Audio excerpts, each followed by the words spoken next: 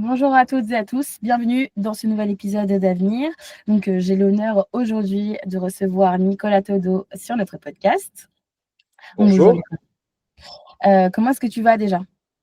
Je vais très bien, je te remercie. Toi aussi? Très bien, je te remercie également. Écoute, on va rentrer dans le vif du sujet. Est-ce que tu peux te présenter pour celles et ceux qui ne te connaîtraient pas? Oui, tout à fait. Donc, je m'appelle Nicolas Todo. Je suis propriétaire de 3 centres de self-stockage ou encore garde-meubles pour celles et ceux qui ne connaissent pas. Et il y a quelque temps, j'ai décidé de créer la toute première formation dédiée à ce type d'investissement, puisqu'on va le voir peut-être tout au long de cette interview, mais le self-stockage, c'est le nouvel Eldorado des investisseurs. C'est un investissement très rentable et qui ne connaît pas la crise. Très bien. Bah, écoute, on va en parler, plus en profondeur au fil du podcast. Mais moi, j'aimerais déjà en apprendre un petit peu plus sur toi, peut-être de façon personnelle. Oui. Est-ce que tu peux, nous expliquer d'où est-ce que tu viens? Où est-ce que tu as grandi? Est-ce que tu as une famille? Voilà, dis-nous-en un peu plus sur toi. Ok. Alors, du coup, je suis toulousain, le pays de la chocolatine. Je suis papa d'une petite Julia. Du coup, mon métier de base, que je pratique toujours, parce que c'est un métier passion, je suis graphiste. Donc, pour faire un récap rapide, en gros, je suis graphiste depuis un peu plus de 10 ans. Donc, j'accompagne des chefs d'entreprise régulièrement. Alors, un petit peu moins depuis quelques années, puisque j'ai investi dans l'immobilier. Et comme on va dire que je m'ennuie plutôt vite, j'ai décidé il y a quelques années de faire une formation. Pour ne pas le citer, c'est la formation de Christopher Van Gen qui m'a permis de me lancer dans l'immobilier. Et donc, j'ai un parcours dans l'immobilier un petit peu classique, hein. J'ai commencé à investir dans des immeubles de rapport, j'ai fait de la colocation, j'ai fait de la location courte durée, du local commercial. Et un jour, un petit peu par hasard, je suis tombé sur une remise commerciale. Je ne savais pas trop quoi en faire. Et c'est là où j'ai commencé à m'intéresser, mais vraiment absolument par hasard, au self-stockage. Et j'y connaissais absolument rien. Et donc voilà, j'ai fait mon parcours au travers de tout ça. Et j'ai appris, j'ai fait beaucoup d'erreurs. Et voilà, aujourd'hui, je suis là pour enseigner, accompagner et montrer, démocratiser, j'ai envie de dire, le self-stockage à la fois auprès des investisseurs, mais également auprès des futurs clients, puisque le self-stockage en France est connu que par un Français sur quatre. Et pourtant, c'est un marché qui est ultra rentable. Donc, voilà, si on parle plus du self-stockage, forcément, les opérateurs de self-stockage seront contents et les investisseurs par conséquence aussi, quoi. Très bien. Donc, puisqu'on est sur le sujet de l'investissement, pour revenir un petit peu à tes premiers investissements à toi, Oui. donc tu avais investi dans des tu as touché un petit peu à tout finalement. C'était quoi finalement les défis que tu as rencontrés en premier, les premières difficultés et comment tu y as fait face? Oh, des difficultés, j'en ai eu plein. Déjà, la plus grosse difficulté, ça a été de me lancer parce qu'on parle d'argent et en France, l'argent est un tabou. Moi, j'ai pas des parents qui sont des investisseurs, donc forcément, c'était plus difficile dans le sens où il a fallu se dire, allez, c'est parti, je prends un risque, quoi, je m'endette.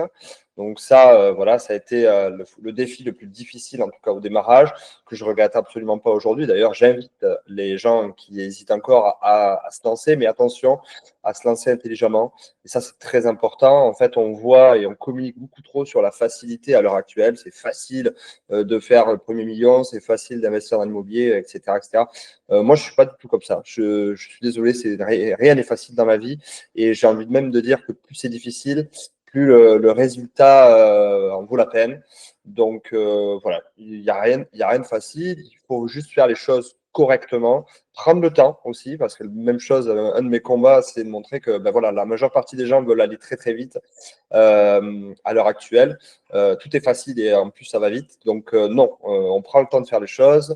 Le self-stockage, ça a son avantage effectivement d'aller très vite. Et on peut construire un centre, à partir du moment où on a les murs, on peut construire un centre très rapidement. Par exemple, moi, pour le premier centre que j'ai fait, c'est un centre qui faisait 200 mètres carrés, enfin 150 mètres carrés, pardon, et il a été construit en 10 jours, quoi. Donc, comparé à la rénovation d'un appartement, voilà, ça donne un ordre d'idée. Donc, c'est vrai que quand mes élèves m'appellent, ils me disent, voilà, moi, j'ai un local, il faut qu'il soit rapidement développé en centre de self-stockage. Je leur dis, attention, il y a quand même de la réflexion en amont. Et si tu veux bien faire les choses, il faut vraiment que tu prennes le temps. Donc, les défis, c'est effectivement voilà, se lancer et surtout l'erreur, accepter l'erreur. Et ça, c'est très difficile, même encore pour moi aujourd'hui, hein, se dire que, OK, en fait, durant notre parcours d'investisseur, on va rencontrer des erreurs, mais ce ne sont pas des erreurs. Alors, on l'entend souvent, c'est des phrases un petit peu toutes faites, mais pour moi, elles ont du sens. C'est accepter que, ben, quoi qu'il en soit, on va faire des erreurs. Et ces Mhm. erreurs-là vont nous permettre d'apprendre. Après, il y a erreur et erreur quand même, mais je pense que c'est essentiel ben, voilà, d'accepter que ben, le parcours ne sera pas parfait, quoi. Mhm. Ok, très intéressant. Tu as soulevé plein de points que en fait, j'ai préparés en question. Mais déjà, pour revenir peut-être à l'origine, est-ce que tu peux nous définir le self-stockage? C'est Ouais. peut-être pas, comme tu as dit, un Français sur quatre qui ne connaît pas forcément le concept. Est-ce que Mhm. tu peux nous définir ce qu'est le self-stockage? Bien sûr. Alors, le self-stockage, avant toute chose, c'est un service de proximité. Donc, on va démarrer par ça. En fait, si on veut louer un box de stockage, on ne va pas faire des bornes et des bornes. On va aller en général à 15 minutes du centre. Quand on veut louer un box, on se met à 15 minutes du centre. Donc, c'est vraiment un service de proximité. Deuxième chose, dans un centre de self-stockage, en fait, on va s'adresser à la fois aux particuliers et aux professionnels. Donc, ce qui veut dire que vous êtes un particulier, vous déménagez, vous divorcez, vous refaites des travaux chez vous, vous êtes étudiant, vous êtes à la recherche d'un espace tampon, le temps de trouver un appartement. Le self-stockage va permettre ça. Donc, le self-stockage, c'est quoi? C'est un service de proximité qui permet de mettre à la disposition des particuliers, mais aussi des professionnels, une unité de stockage. Donc là, l'avantage du self-stockage, c'est qu'on va pouvoir diviser son centre en, entre guillemets, autant d'unités que l'on veut. Ce qui est important, c'est de cibler quelle unité de stockage, par exemple, va pouvoir être adaptée à quel type de client. Et c'est là toute l'ingénierie du self-stockage. C'est d'arriver à se dire, OK, par exemple, si je fais des box de 2 mètres carrés, ben, à qui je vais pouvoir louer ces box-là? En fonction Mhm. de la zone dans laquelle je suis, en fonction de la ville, en fonction ben, voilà, du taux de remplissage des autres, des concurrents, etc. On ne va pas travailler de la même manière. Donc, c'est vraiment quelque chose qu'on ne fait pas par hasard et qu'il faut vraiment anticiper. Et si on arrive à bien faire les choses, on a à l'heure actuelle des taux de remplissage de l'ordre de 85% Mhm. avec un Français sur quatre qui ne connaît pas le self-stockage. Mhm. Euh, Autre élément que j'aimerais aussi préciser, c'est qu'il y a deux choses. Il y a le self-stockage et le garde-meuble. Le garde-meuble, c'est quoi? C'est en général les déménageurs qui mettent à disposition des caisses en bois dans lesquelles vous allez pouvoir venir déposer vos affaires. Mais l'inconvénient, entre guillemets, du garde-meuble, c'est que vous allez devoir à chaque fois appeler le déménageur pour pouvoir accéder à vos affaires. Le self-stockage, c'est un autre système, c'est-à-dire que vous prenez un local, vous le divisez en des unités de stockage qu'on va appeler box de stockage, et là, vous allez pouvoir y accéder de manière autonome. Alors, certains centres vont proposer du 24-24, 7 jours sur 7, d'ailleurs une tendance, mais d'autres centres bon, vont avoir des horaires bien définis. Moi, de mon côté, voilà, je fais sur du 24-24, 7 jours sur 7. L'objectif, c'est de proposer un maximum de flexibilité à ben, vos clients, quoi, tout simplement. Ok, très intéressant. Juste petite question, le self-stockage, c'est un concept qui vient, du coup, ce n'est pas français, c'est Mhm. anglophone? Ouais, le self-stockage, en fait, de base, ça vient des États-Unis. Donc, D'accord. les États-Unis, c'est la superstar du self-stockage. Pour vous donner un ordre d'idée, donc il y a des émissions de télé. Alors, j'ai pas la télé chez moi, mais voilà, apparemment, il y a des émissions de télé qui sont tournées dans les centres de self-stockage où ils vident des centres, etc. Bon, voilà. Ensuite, il y a Bill Gates qui a investi justement dans une énorme société de self-stockage aux États-Unis. Je crois que c'est le sixième leader mondial. Donc, voilà, pendant la crise du Covid-19. Donc, il y a Shurgard, une société pareil qui est leader sur le marché, qui est rentrée en bourse. Je crois qu'il y a Warren Buffett, j'ai appris ça il n'y a pas longtemps, qui a investi aussi dans le self-stockage. Donc voilà, il y a des gros acteurs qui sont en train d'arriver. Donc c'est Mhm. pas mal de signaux d'alerte, positifs d'ailleurs.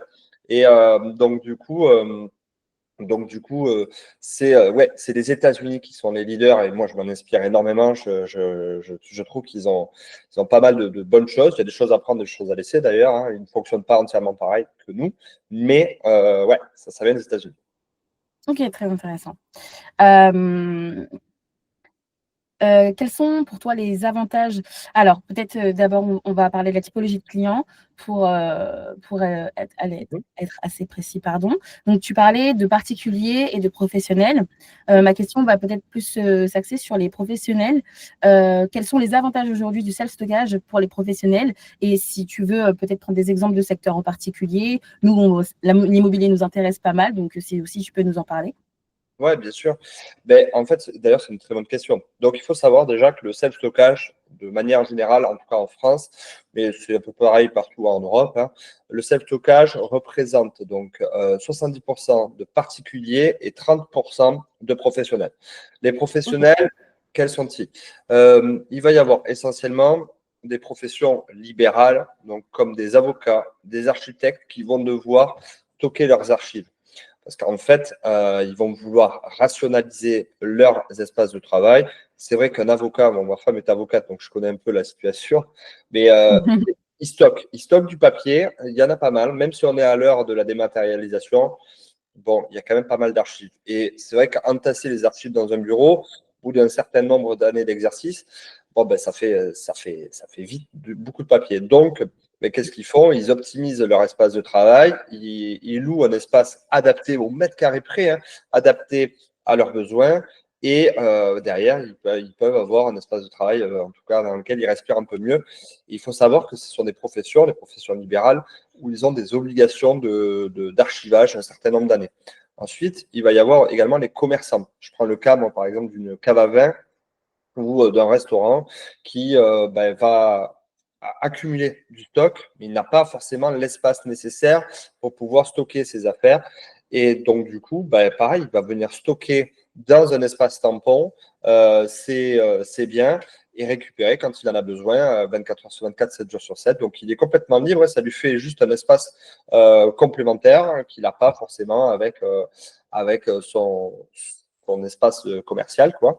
Donc voilà, essentiellement, j'allais dire commerçants, artisans aussi pas mal également, voilà, qui n'ont pas le budget de louer des entrepôts énormes ou des grands espaces. Et quoi qu'il en soit, ils ont besoin d'une zone proche de leur zone d'activité et donc ils vont pouvoir louer cet espace de stockage. Et autre élément, et pas des moindres, qui est intéressant pour les professionnels, c'est qu'on n'est pas sur des beaux 369, etc. Le self-stockage, Ok. en fait, vous louez, vous en avez besoin, super, vous n'avez plus besoin. Il y a un préavis de 15 jours, en général, hein, un préavis de 15 jours, vous partez, quoi.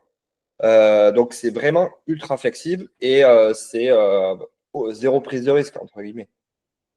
Ok, bah justement, tu as abordé peut-être un des premiers avantages du self-stockage pour les professionnels. Est-ce que tu en aurais peut-être deux, trois autres à nous citer?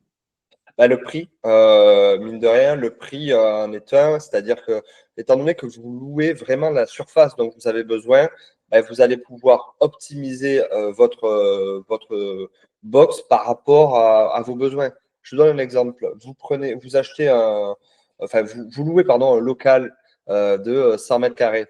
Sur ce local de 100 mètres carrés, il y a de fortes probabilités que vous exploitiez pas tout ce local. Ou alors, encore une fois, c'est-à-dire que en fait, vous n'allez pas rationaliser votre espace. Vous allez un espace de vente, que ce soit pour un restaurant ou pour un commerçant, quel qu'il soit, ben, c'est fait pour vendre finalement. C'est pas fait pour stocker. Le stock ne rapporte rien. Le stock, si vous voulez, ce qui est intéressant pour le stock, c'est que ça vient compenser l'espace de vente quand vous avez besoin de vendre des produits. Ben, voilà, vous allez chercher dans votre stock, mais au demeurant, ça rapporte rien. Donc, pour les commerçants, ben, du coup, ils vont pouvoir rationaliser leur espace de vente. Autre élément, c'est la sécurité. On a en concurrent direct, entre guillemets, hein, des caves. Nous, on n'est pas du tout sur le même secteur d'activité. Nos espaces de stockage sont sécurisés, donc par des caméras de vidéosurveillance, par des contrôles d'accès à distance avec un système, par exemple, de digicode. Donc, la personne est sûre de retrouver ses affaires dans l'état où elle les a déposées. Et ça aussi, c'est pas rien, contrairement à des caves qui peuvent, elles, se faire cambrioler régulièrement. parce que pas de visibilité, alors que là, voilà, dans les centres de self-stockage, les cambriolages sont très rares. Vous êtes cambrioleur, vous n'allez pas vous amuser à cambrioler quelque chose avec des caméras de surveillance partout, des contrôles d'accès, etc. Donc voilà, ce qui fait que ben, la sécurité, le prix et la flexibilité sont pour moi les trois avantages. Il y en a plein d'autres, mais les trois avantages de self-stockage. OK, très bien. Justement, cet aspect de contrôle à distance, de sécurité, est-ce que finalement ça permet, à des personnes, peut-être, toi, d'investir dans des self-stockages à distance et de pas forcément être à proximité? Tout à l'heure, je sais que tu en parlais, mais est-ce qu'il y a cet avantage-là, du coup, de pouvoir, choisir des centres, finalement pas forcément dans sa ville? Ah ben complètement. Ben, moi, je vais te parler de mon cas. Je suis donc de Toulouse et j'ai investi dans un centre à 1 heure et quart de chez moi. Euh, voilà, tu te doutes OK. bien que je ne vais pas faire 1 heure et quart de route pour louer un box à 50 euros par mois. Euh, Mmh.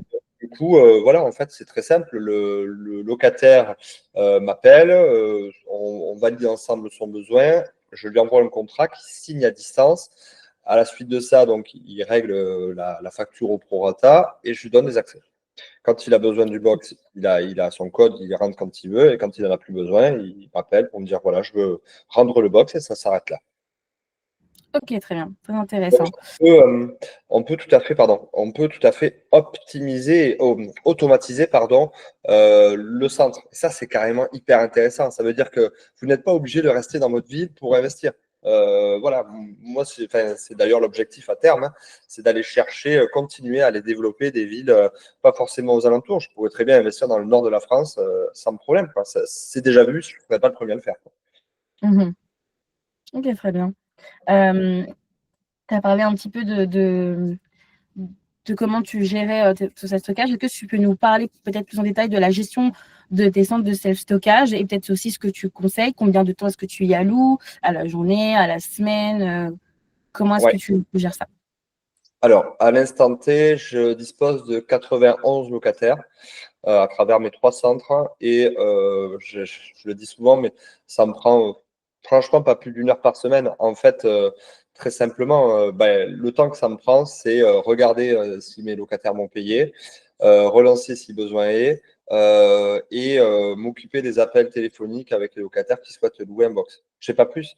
Au niveau des entrées-sorties, il n'y a pas d'entrée-sortie dans le self-stockage. Alors après, j'essaie d'y passer de temps en temps pour contrôler, mais de toute façon, il y a tellement de rotation, entre guillemets, à partir du moment où la personne quitte le box, il est immédiatement reloué par quelqu'un d'autre. Donc, et puis bon, les gens en général n'oublient pas leurs affaires dans les box. Voilà, ce qu'ils font, c'est qu'ils Mmh. débarrassent et ils laissent le box en état, quoi. Donc, il n'y a pas de casse. S'il y avait de la casse, je le saurais rapidement parce que j'ai des caméras, etc. Et qu'on peut savoir qui c'est. Mmh. Donc, ben, voilà, il n'y a pas de réparation s'il n'y a pas de casse. Il n'y a pas de fuite, il n'y a pas de dégâts des eaux, etc. Donc, tout ça fait Mmh. que on gagne un temps monstre par rapport à l'immobilier ben, résidentiel. Et Mmh. autre élément, il n'y a pas de trêve hivernale. Si un locataire ne paye pas, on peut plus rapidement le mettre dehors. Enfin, Mmh. donc, bah, tous les avantages, enfin, tous les inconvénients du résidentiel que je connais très bien, hein, les punaises de lit, etc., bah, tout ça, il n'y en a pas, quoi. Il n'y en a pas. Ouais, donc c'est une gestion, locative finalement, assez, on va dire, tranquille. Ouais. Oh, Hem, c'est mmh, pas déconnant d'avoir un centre de self-stockage de 300, 400, 500 box qui soit mmh, géré par une personne, voire deux, quoi. Enfin, mmh. c'est Bah, c'est pas justement, en parlant de chiffres, c'est assez intéressant. Toi, tu estimes qu'on peut tout seul gérer jusqu'à combien de box, tu penses? C'est une excellente question. Moi, je connais. Alors, à l'instant T, moi, 91 box, franchement, ça me prend pas beaucoup de temps. Et d'ailleurs, je suis sur un autre investissement où je m'en rajouterai entre 60 et 70. On est encore en train d'optimiser tout ça. Mais franchement, ça m'inquiète pas plus que ça. J'ai déjà vu des centres, je crois, 600 box gérés par une seule personne. Et OK. franchement, Mmh. c'est pas le travail de l'année. Après, voilà, ça nécessite quand même beaucoup d'organisation. Ça nécessite de faire les choses de manière professionnelle. C'est sûr que si, par exemple, vous faites vos factures à la main, 600 box, voilà, là, il va falloir jour et nuit, quoi. Mais sinon, si vous êtes vraiment bien organisé et vous mettez en place une vraie stratégie et que vous suivez clairement bah, la formation, par exemple, que je propose, C'est tout à fait réalisable. En général, de toute façon, les propriétaires de centres de self-stockage ne s'arrêtent pas à un centre, hein. En général, ils continuent. Mmh. Ce qui veut dire que, bon, dans le fond, ça doit être un, rentable, et deux, ben, si c'est chronophage, ben, pas tant que ça parce qu'ils arrivent à ouvrir plusieurs centres. Donc, et quoi qu'il en soit, il existe des solutions pour gagner beaucoup de temps. En fait, la tech est en train d'arriver dans le self-stockage depuis quelques années maintenant. Et donc, du coup, ben, un des objectifs de la tech, c'est justement d'améliorer l'expérience client, mais également de faciliter le travail des opérateurs de self-stockage. OK, très intéressant. Hem, on a parlé du nombre de box. Est-ce qu'on peut aussi, revenir sur, peut-être les différentes tailles de self-stockage? Mhm. Selon toi, donc si j'ai bien compris, ça dépend aussi de l'activité, donc ça, il faut le calculer. Mhm. Donc pour toi, quelles sont peut-être les tailles les plus rentables? Donc ça va peut-être différer, mais tu me diras plus. Et selon toi, peut-être quelles sont, les tailles les plus rentables aujourd'hui, ou du moins parmi tes élèves ou tes clients? Alors, en fait, si on parle de rentabilité, c'est pas toujours évident parce que moi, par exemple, je suis situé en centre-ville, donc je propose du self-stockage urbain. Cela dit, je ne m'estime pas être plus rentable qu'un centre de self-stockage qui est en périphérie. En fait, il y a plusieurs choses qui rentrent en jeu. Déjà, la première chose, c'est le prix d'achat. Ben, par exemple, en centre-ville, on va rarement trouver des locaux commerciaux de grande taille. Donc, forcément, ben, voilà, on aura quand même des locaux commerciaux où on sera limité. En périphérie, on va pouvoir aller chercher des locaux commerciaux plus grands, peut-être moins chers au prix au mètre carré. Et donc, du coup, on va pouvoir aller chercher plus de box. Mais par contre, attention, hein, pour rentrer sur ce type de marché, ça va demander aussi un investissement peut-être, hein, plus important. Donc, la rentabilité, elle n'est pas toujours évidente à donner puisque ce qu'il faut prendre en compte, c'est tout un panel d'éléments, l'emplacement, le prix d'achat, le nombre de box, etc. Donc, moi, ce que je peux te dire, quoi qu'il en soit, c'est comme tout dans l'immobilier, plus vous allez faire petit, plus le prix au mètre carré sera élevé.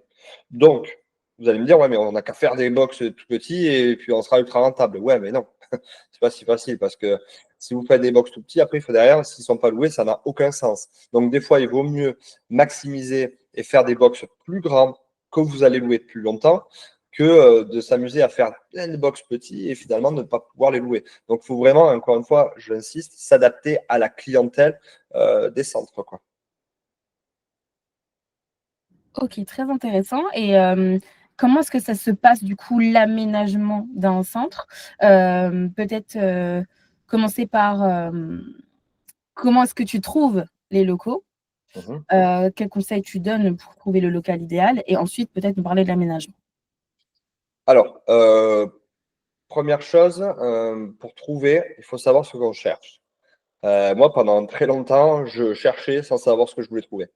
Et alors, ça marchait très, très bien. Et en fait, je me suis rendu compte que ben, il y a eu de plus en plus de personnes. Et donc, du coup, ben, chercher sans savoir ce que l'on veut trouver, ben, on perd beaucoup de temps et on ne sait pas trop, finalement, bref, on se disperse.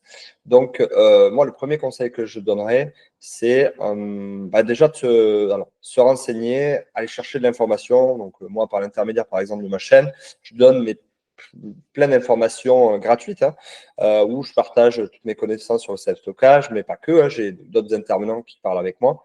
Donc, avant de se lancer dans le self-stockage, donc de chercher un local, il est peut-être intéressant de se renseigner pour savoir finalement par rapport à nos besoins, par rapport à notre profil, quel type de locaux est-ce qu'on va chercher, par exemple, du local commercial ou est-ce qu'on va chercher du terrain, etc. Donc, vraiment, savoir quel type de bien on cherche. Une fois que l'on a défini ça, après, on peut commencer à chercher. Et donc, pour la recherche, ben, alors, dans un premier temps, je regardais sur le Bon Coin. Maintenant, je dois reconnaître que c'est plus mon réseau parce que par le biais de mes vidéos et ben, je fais aussi pas mal de réseaux, etc., de passages en interview, en podcast, etc. Ben, voilà, on commence à me connaître et donc du coup, on me propose des biens pour moi ou pour mes élèves. Mais après, il n'y a pas de secret, hein. Enfin, clairement, c'est beaucoup de travail et trouver des locaux à valoriser. Autre élément important, du self-stockage, c'est que en fait, il permet, et j'en ai un petit peu parlé là, il y a juste une minute, c'est en gros, vous allez pouvoir valoriser des biens qui ne le sont pas. Moi, par exemple, la fameuse remise commerciale que j'ai achetée il y a quelques années, ben, en fait, personne n'en voulait parce qu'on ne pouvait pas la transformer en habitation. C'était un sous-sol. Donc, du coup, bon, voilà. Alors maintenant, il y a l'arrivée des love rooms et tout ça, mais bon, moi, c'est pas mon truc, clairement. Et, donc, du coup, là, sur ce type de bien-là, transformer dans tous les cas en habitation, c'était pas réalisable. Donc, c'était usage de parking, mais c'était pas rentable, ou de stockage. Et donc, ben, stockage, là, à ce moment-là, c'est à ce moment-là que j'ai commencé à m'intéresser à ça. Mais ce que je veux dire par là, c'est qu'il y a beaucoup de locaux qui sont dans des destinations un petit peu hybrides où on ne peut pas les transformer en habitation, où ils ne plaisent pas parce que, ben voilà, si on veut faire un commerce, la visibilité n'y est pas, par exemple. Et donc, du coup, ça ne sera pas forcément intéressant. Donc, moi, si j'ai un conseil à donner et que vous n'avez pas forcément un budget bien important, ben, commencer par regarder les locaux qu'on peut valoriser. Alors, les caves, c'est peut-être un exemple, mais ce n'est pas forcément le meilleur parce que les caves, il va y avoir par exemple de l'humidité.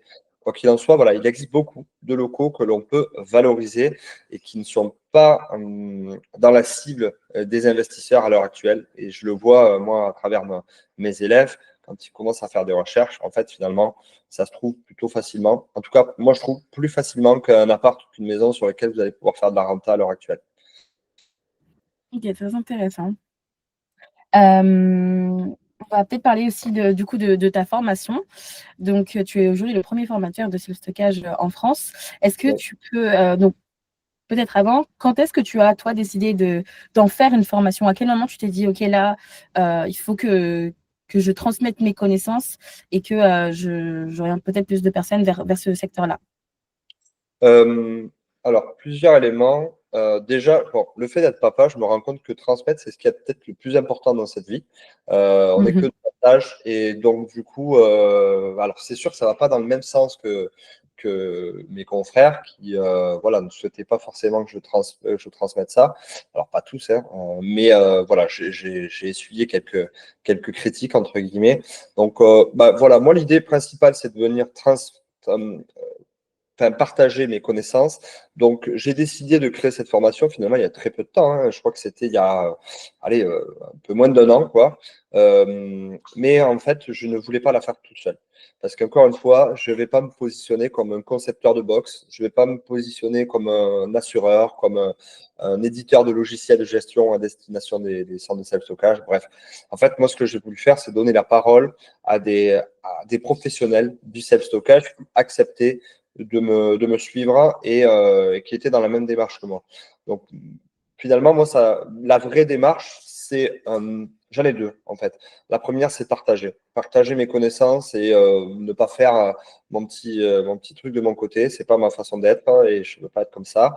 Par contre, et deuxième élément, c'est de me construire un réseau, une sorte de famille autour du self-stockage et venir solidariser tout ça. Et ça, pour moi, c'est très important parce que je pense qu'à plusieurs, on sera plus fort.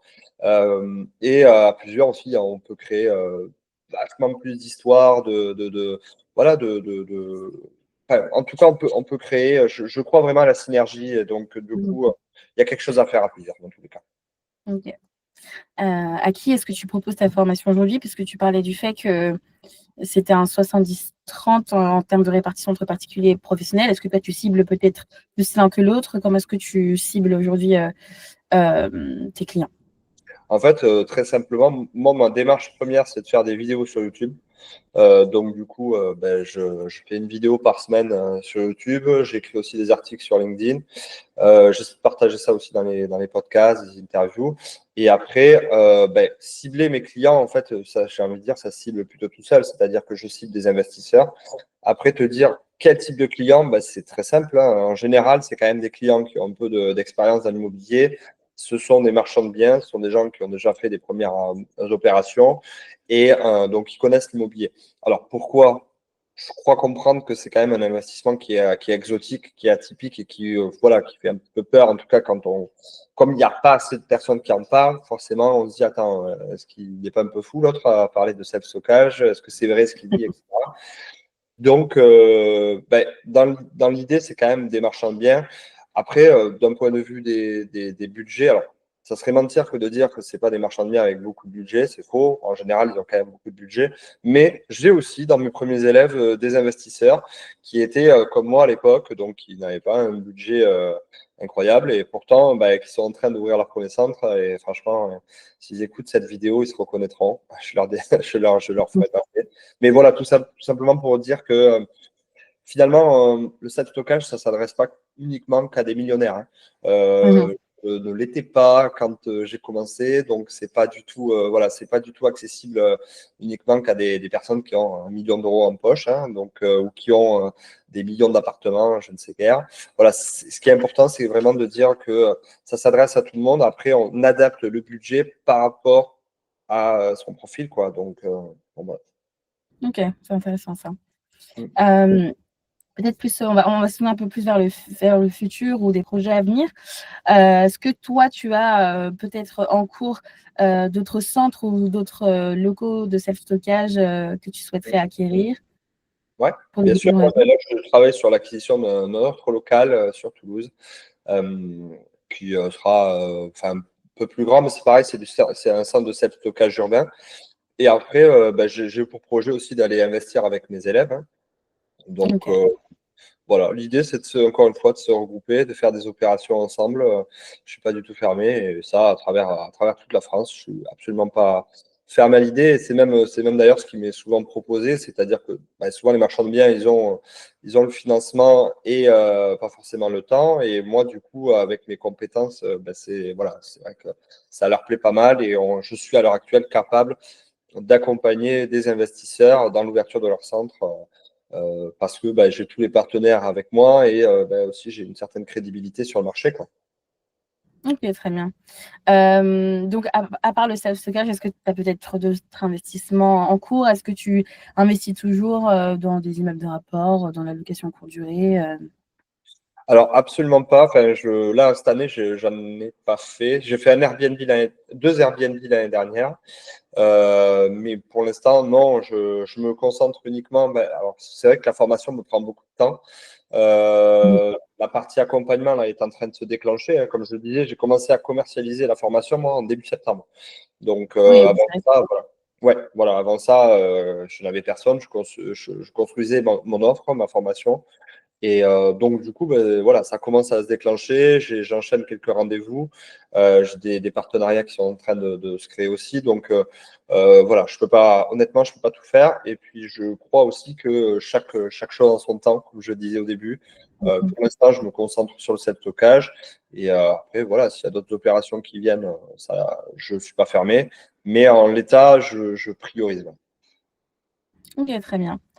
Parce que du coup, tu parlais aussi de temps. À côté, tu nous disais au début que tu exerçais toujours en tant que graphiste. Ouais. Comment est-ce que, en termes de répartition, peut-être en pourcentage, est-ce que tu es plus sur du 50-50 entre les deux ou un peu plus l'un que l'autre? Non. Par exemple, sur une semaine, je vais dire, je bosse un jour pour ma boîte de graphisme et tout le reste, c'est bah, de la formation essentiellement, quoi. Et le self-stockage me prend, en fait, pour tout te dire, ça me prend 1 heure, comme je disais, par semaine, et c'est le mercredi entre 15 et 16. Voilà. Donc, c'est tout.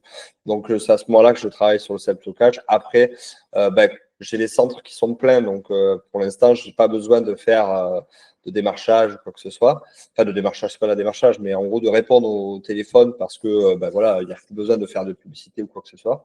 Mais quand je suis en période de remplissage, ben, forcément, ouais, ça demande un peu plus de disponibilité. Mais encore une fois, un appel téléphonique, ça prend 5 minutes. Hein, donc, et puis, ça ne sonne pas toute la journée. Ouais. Voilà. J'aime. Mhm. Et non, ça met quand même un petit peu de temps à se remplir.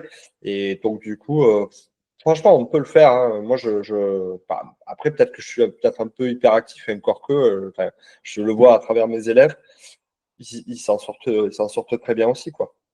Mhm. Est-ce que tu penses, par rapport aussi à la situation actuelle du marché, euh, pour toi, est-ce qu'il y a un bon moment pour investir dans le self-stockage? Est-ce que maintenant, c'est le bon moment et il faut monter dans le train? Ou est-ce que tu penses que vraiment sur la durée, c'est quelque chose qui sera toujours rentable finalement au même Ouais. pourcentage, on va dire?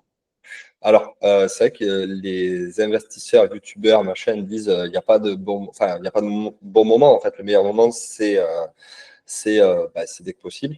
Ouais, je suis assez d'accord avec ça, mais pas entièrement. Là, moi, je pense que le meilleur moment, c'est quand on a pas mal d'infos. Alors, on n'aura jamais toutes les infos sur le marché, mais en fait, sur le fonctionnement. Mais dans tous les cas, le meilleur moment, c'est quand même une fois qu'on est armé pour démarrer. Euh, donc, ça, c'est la première chose. Et la deuxième chose, si on parle de marché, à l'heure actuelle, qu'est-ce qu'on a? On a affronté déjà la crise Covid. Donc, du coup, on a beaucoup de locaux commerciaux qui sont vides. Ça, c'est quand même une vraie problématique. Donc, on a des foncières, on a des bailleurs qui sont dans la difficulté à rechercher des commerçants, enfin bref, des locataires, quoi. Et donc, on a pas mal de locaux qui peuvent se prêter à faire du self-stockage et qui peuvent être exploités comme ça. Donc, il y a des possibilités à ce niveau-là. On est sur un marché d'acheteurs. À l'heure actuelle, clairement, vous êtes acheteur, vous souhaitez investir, c'est pour vous, quoi. Vendeur, un peu moins, je pense. En tout cas, ça serait intéressant d'en discuter avec des notaires ou des agences immobilières. Moi, pour les voir régulièrement, c'est pas la meilleure période pour eux, mais bon, voilà, c'est comme ça, c'est un cycle. Ensuite, concernant le self-stockage, on a pas mal de signaux d'alerte positifs, comme je disais tout à l'heure. Donc, il y a des grands investisseurs de ce monde, Warren Buffett, Bill Gates, des grosses structures comme Shurgard qui est rentré en bourse, etc., qui montrent que voilà, le self-stockage est en train d'être. Il y a des choses qui sont en train de se passer. Euh, autre élément, il y a des fonds d'investissement qui sont en train d'arriver en France, qui ont déjà débloqué pas mal de fonds pour investir dans un centre de self-stockage parce que Ok. ils ont de la rentabilité qui sont inégalées sur le marché. Et donc, du coup, si vous rentrez maintenant, alors, quels que soient vos fonds, hein, encore une fois, je le précise, vous allez prendre la vague, pour moi, qui est pile poil au bon moment, parce que finalement, on a pas mal de centres qui sont, enfin, qui sont pleins. Et malgré tout, quand d'autres centres ouvrent, on arrive encore à les remplir. Pour vous donner un ordre d'idée, en Europe, il y a en 2024 800 millions le marché du self-stockage représente 800 millions de chiffre d'affaires. En Ah oui, 2025, il y a des prévisions pour 1 million, 1 milliard 2 ou 1 milliard 3. Donc mhm, voilà, et chaque année, on bat des records. Donc, euh, mhm, on est dans une vague plutôt positive. Moi, je pense que c'est le moment de rentrer sur ce marché-là parce que les prix sont encore relativement bas et, mhm. et le potentiel, il est juste incroyable. Encore une fois, on n'a qu'une personne sur quatre en France qui connaît le self-stockage.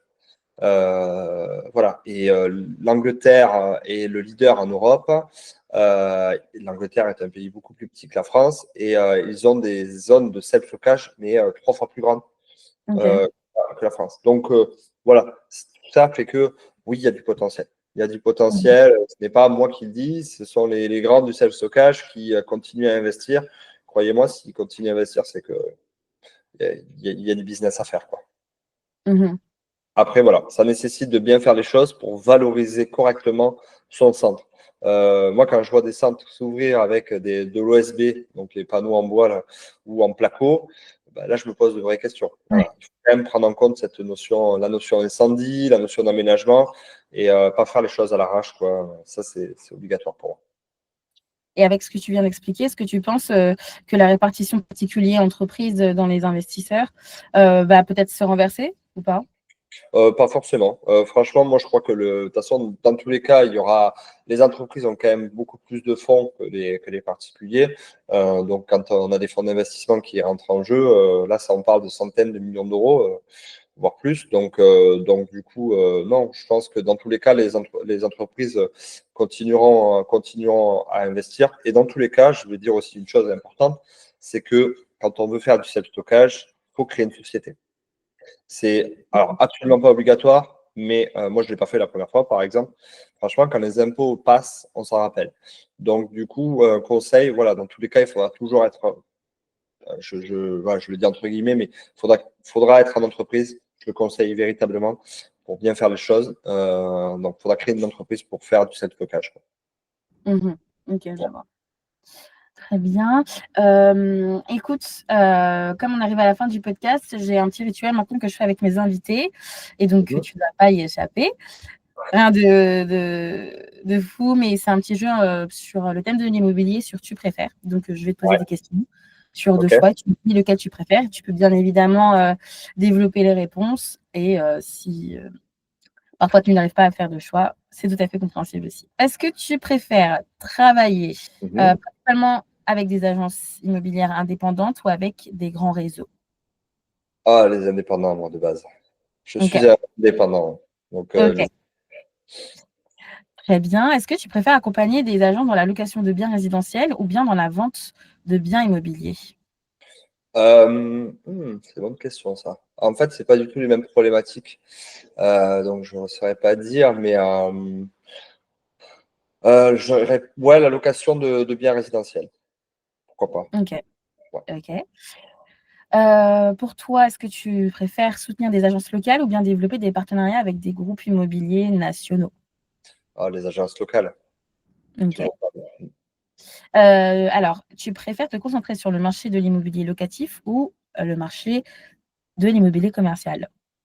Ouais, le marché de l'immobilier commercial de base, ça m'intéressera toujours un petit peu plus.